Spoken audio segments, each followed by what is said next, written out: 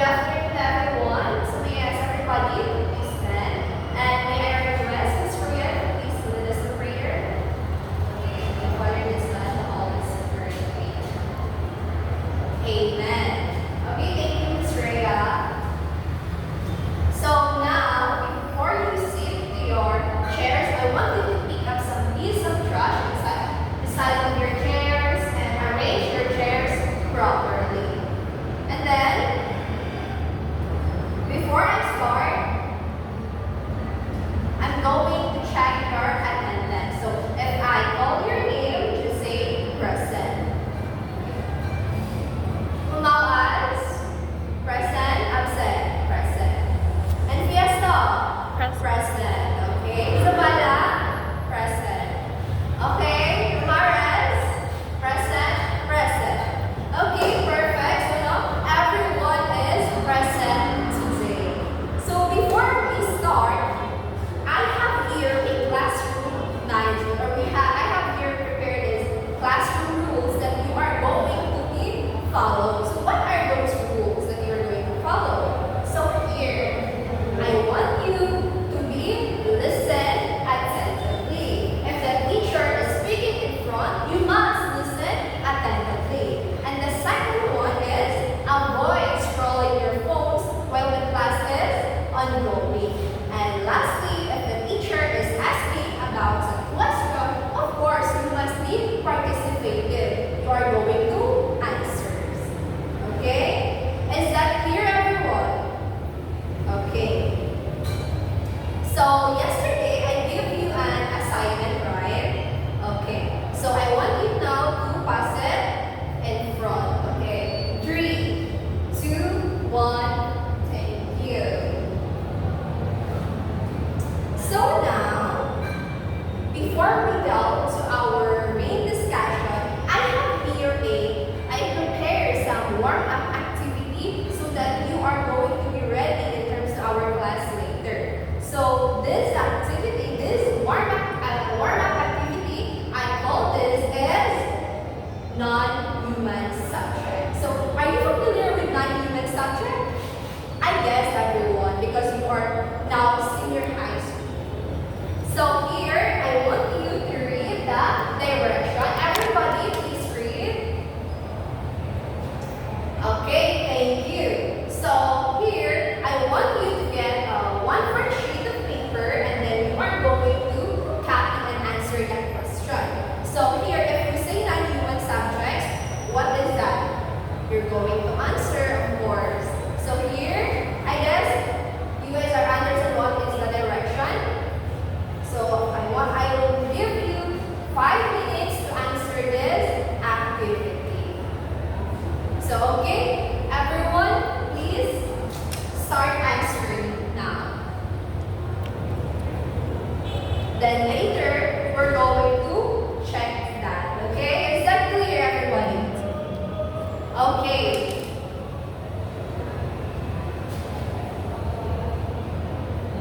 Alright, the 5 minutes is time's up.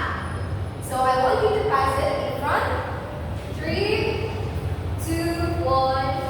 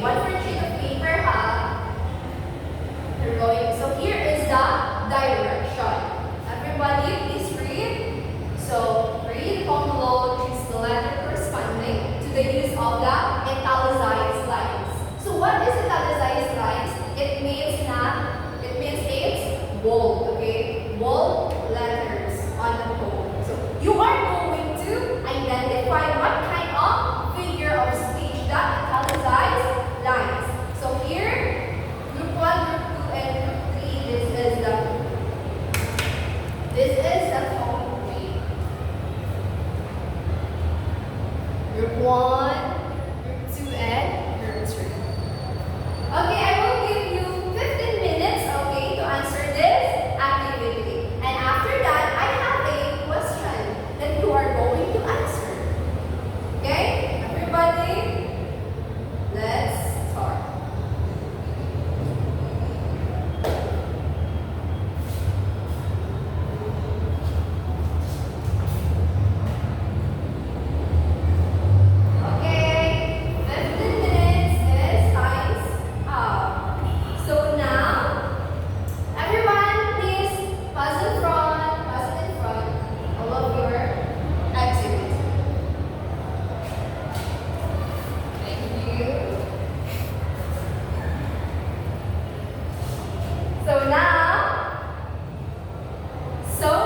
After our activity, I have a question to ask regarding to the poem that you answered.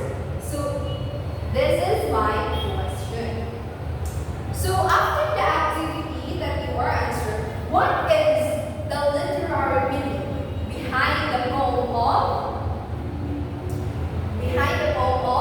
Having Our Witness, the Execution of Rizal? So, what is the literary meaning? Okay.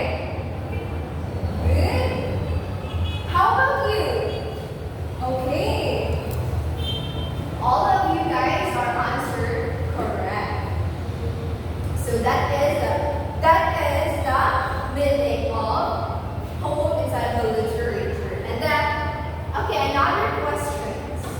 So what do you think is the meaning of figure of speech? And what is the meaning of figure of speech mentioned in the poem? Okay, how about you, Miss Rhea? Okay, it talks about simile. How about you, Miss Roas? Talks about metaphor. Okay, let's check it later. And lastly, my question is, what do you think is our topic for today? Okay, Miss Fajardo. Okay, figure of speech. Okay, how about you? Literature. Okay, how about you, Miss Freddy? Okay, tone, the ideas. Okay, but all of you guys, your answer is correct. So now, before I start, I want you to read this learning of objectives. So here is our learning of objectives. Okay, everyone, please read. Okay, thank you. So at the end of the lesson, everyone, listen, you are going to expect and to identify the figure of speech used in the text. So after I discuss, you are going to identify what are the figure of speech using in the text. And the next one is, after is we're going to construct a meaningful poems using different literary devices. So you must listen attentively. And the last one is appreciate the importance of figure of speech, both speaking and writing. Okay, thank you, everyone. So I guess you have now a idea what is our topic for today. So now is our topic is all about figure of speech and other literary techniques. So if we say figure of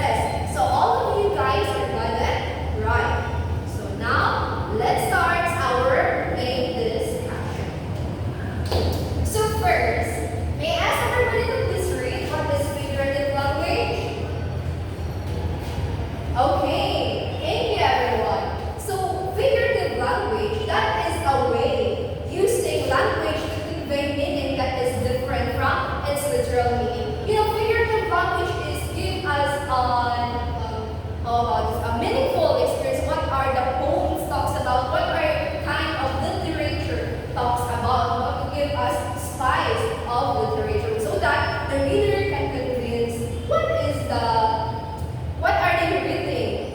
So that is figurative language. So the next one is literary devices. So if we say literary devices, what is all about? Okay, everyone, please read. 3, 2, 1, go. Okay, thank you. So literary devices, that is a technique that is used by an author to enhance their literature that they are going to create. That is to enhance a beautiful meaning, of course, and or evoke emotion. But if we say figurative language, literary devices, and figure of speech, that is all the same. That is give us the author to create a beautiful, meaningful, or even literature. And I think all of literature, not to give us a beautiful. So the next one is. So now let's talk about the types of figure of speech and literary devices.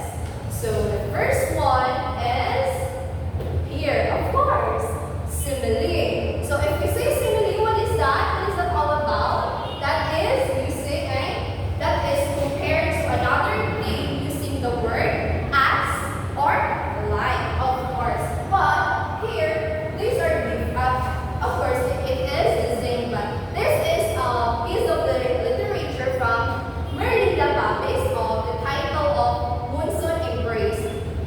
Here we can see that there is a simile using in the lines. Where is the simile in the lines? Okay, where? The light, of course, no? The rain like a relentless army of tiny soldiers, hammered against the hurricane iron roofs of its during a constant trigger of the storm's fury. Boys at the back, listen. So now, that is the use of simile and literary techniques, okay? This lines came from the poem of Monsoon Embrace by Merlinda Babis. Okay, that is using of simile. If we say simile again, what is that? That is compared to another thing using the word as or like. Okay, the next one is metaphor. Okay, what is metaphor? Everybody please read. Okay, metaphor, that is that ideas, action, or objects are described in non-literal terms as metaphor. So I have here an example of metaphor and of the literature of Benevino and Santos. So you know Benevino and Santos? Of course you don't. That is a famous author in the Philippines. No? We can see here that he is using a metaphor, types of figure of speech in his poem. So we can see here that is the example. So everyone, please read the example. Okay, thank you. So that is the example of metaphor using in literary techniques in a literature. The third one is personification. So if we say personification, that is a non-human figure or other abstract concept or elements is described as having human-like qualities or characteristics.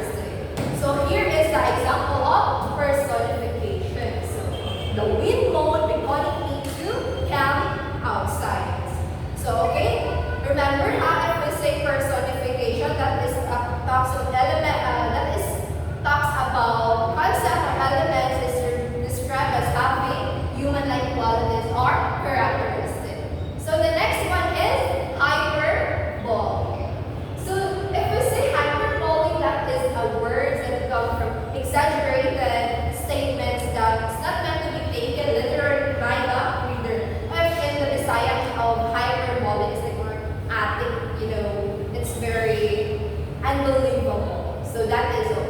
Here is the example of hyperbole. Everyone please read. Okay, thank you. And so that is the hyperbole. And the number 5 is irony. So I guess all of you guys know what is irony, right? In irony, we have a 3 types, that is verbal, situational, and what is the last one of irony? Okay, Miss Rhea? Very good. That is the last one of verbal irony. Okay, so again, if you say irony, that is a statement is used to express an opposition meaning that one literally expressed by it. So, example, the lifeguard drove while saving a child. So that is irony. And the number 6 is allusion. So what is allusion? Allusion is when an author makes an indirect reference to a figure, place, event, or idea originating from outside the text. So I have here an example of allusion by Mr. Rizal, his works of Nolime Tangere. That is, I have here an example that is do not touch me. So that is I have a literal meaning. That is an allusion. Okay, the number 7 is juxtaposition. So that the juxtaposition, it talks about comparing and constructing of 2 or more different ideas, characters, or objects. So I have here an example by Charles Dickens that is entitled of his poem is Two Tales of Cities. So everyone, please read the example. Okay, very good. So that is juxtaposition. Okay, and the number 8 is euphemism. So what is euphemism? If we say euphemism, that is when a more mild or indirect word or expression is used in place of another word that is considered harsh, bland, or vulgar or pleasant.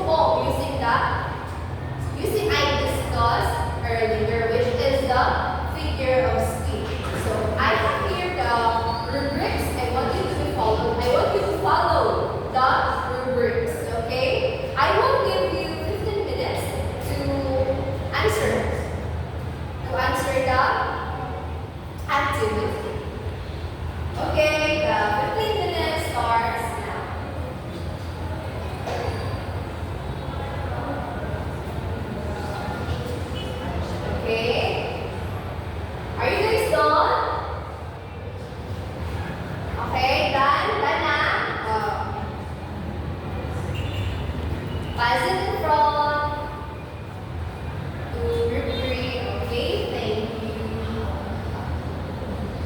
Later we're gonna check this out. So, I guess all of you guys learned what is now figure of speech important in literary techniques. But this time,